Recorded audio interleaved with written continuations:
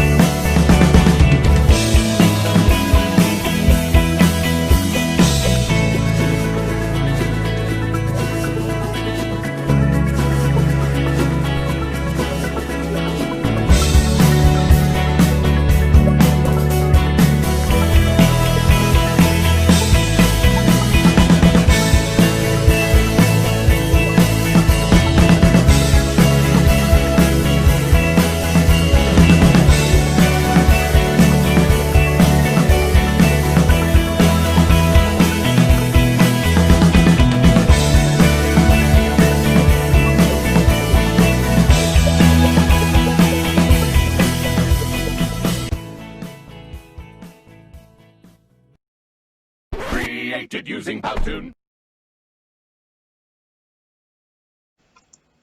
Nah, itu beberapa kegunaan dari koordinat kartesius dalam kehidupan sehari-hari.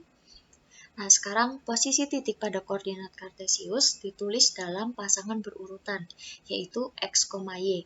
Bilangan x menyatakan jarak titik itu dari sumbu y, dan bilangan y menyatakan jarak titik itu dari sumbu x.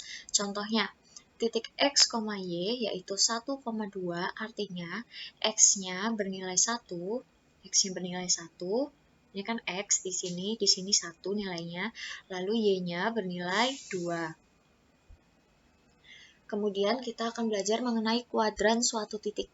Nah, dalam koordinat kartesius itu dibagi menjadi 4 bagian, yaitu kuadran 1, kuadran 2, kuadran 3, dan kuadran keempat. Nah, ada pula ciri-ciri dari masing-masing kuadran tersebut. Untuk kuadran 1, x-nya positif dan y-nya itu bernilai positif juga. Artinya, nah kuadran 1 kan ada di bagian sini. X-nya itu bernilai positif dan Y-nya juga bernilai positif. Kemudian untuk kuadran yang kedua, di daerah sini, semua titik yang ada di daerah sini disebut kuadran 2. Itu X-nya bernilai negatif dan Y-nya bernilai positif. Untuk kuadran 3, X-nya bernilai negatif dan Y-nya bernilai negatif. Untuk kuadran 4, X-nya bernilai positif dan Y-nya bernilai negatif.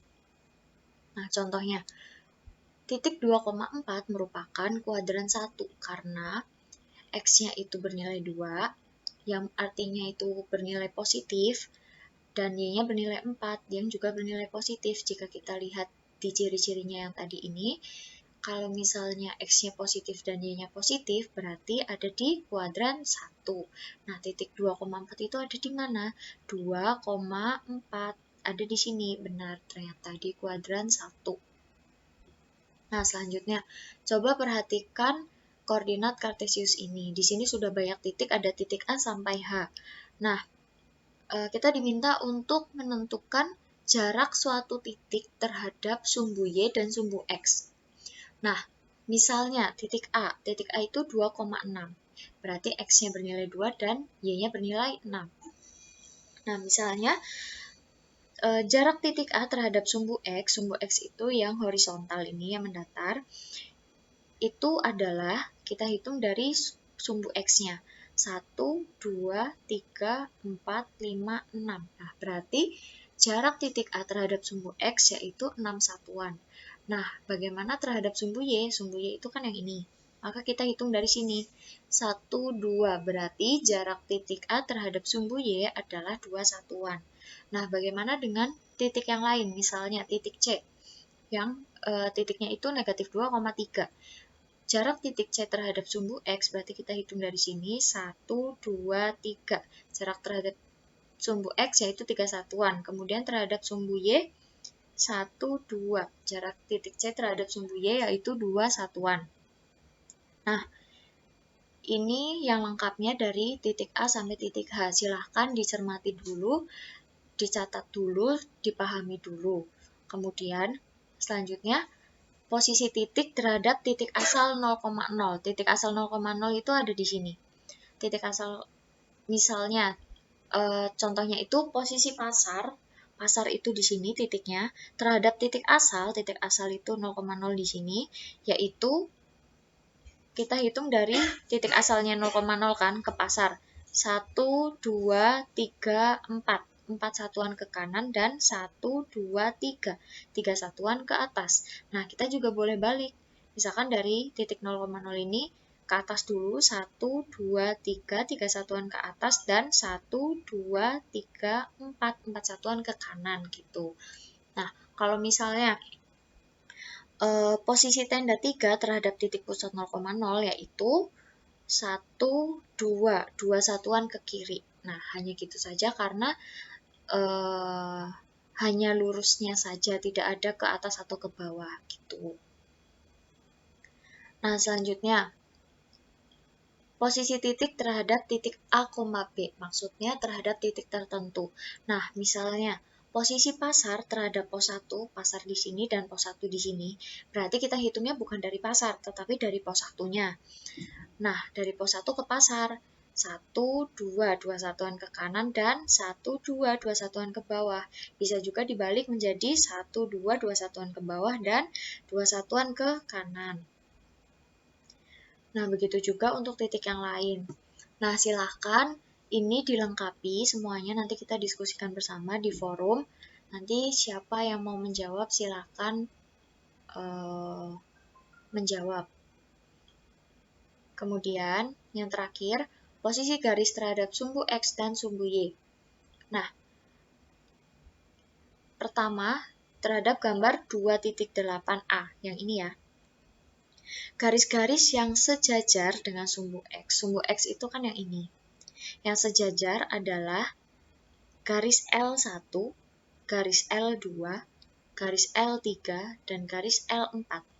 Kemudian, garis-garis yang sejajar dengan sumbu Y. Sumbu Y itu yang ini, yang berdiri tegak, yaitu garis M1, garis M2, garis M3, dan garis M4. Selanjutnya, garis-garis yang tegak lurus dengan sumbu X. Nah, sumbu X itu yang ini. Tegak lurus itu seperti ini. Maka, yang tegak lurus dengan sumbu X yaitu garis M1, garis M2, garis M3, dan garis M4. Garis-garis yang tegak lurus dengan sumbu Y. Sumbu Y adalah ini. Nah, yang tegak lurus adalah garis L1, garis L2, garis L3, dan garis L4. Kemudian yang terakhir, garis-garis yang memotong sumbu X dan sumbu Y. Sumbu X dan sumbu Y berarti N1 dan N2. Garis N1 dan garis N2. Kita lihat garis N1. Garis N1 memotong sumbu X, dan sumbu Y. Karena di sini ada titik potongnya ada 2 kan. Yaitu di sumbu X dan di sumbu Y. Begitu pula dengan garis N2. Nah, gitu. Sekian pelajaran hari ini. Silakan dipahami.